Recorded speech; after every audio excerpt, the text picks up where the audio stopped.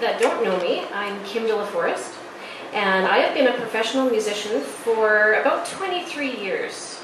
I'm not going to say when I started so that you can do the math. I'm a violinist and a fiddler and a violist and singer. I move back and forth between the classical world and the fiddle and folk music worlds. I have one foot in each. In my classical life, I have played with both the Regina Symphony and the Saskatoon Symphony.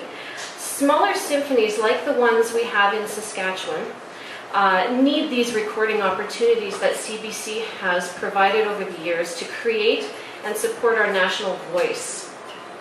This national presence is really important for helping to secure funding that is essential to keeping these orchestras up and running.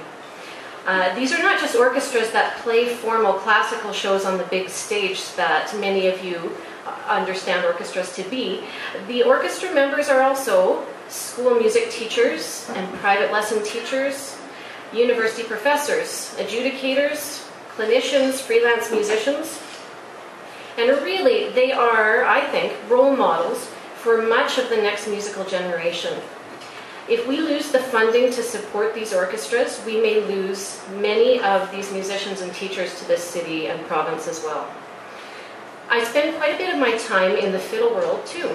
I have been given the opportunity to travel around this country, sharing my music with people. I have a voice in other parts of the country because of the recordings I have done with CBC in Saskatchewan. People that invite me to perform, teach, and adjudicate around the country may have heard me play in chamber music concerts. They may have heard of me because of shows I've done on Canada Live or Disc Drive. Without the support of the Saskatchewan CBC, I may not have had these opportunities at all to do any of this. I love the musical diversity that we have in this country, and I'm really proud to be a part of the Prairie voice in that. Each province and region has its own unique sound. By cutting CBC's live music recordings so drastically, we are limiting the access that the rest of the country has to Saskatchewan's amazing musicians.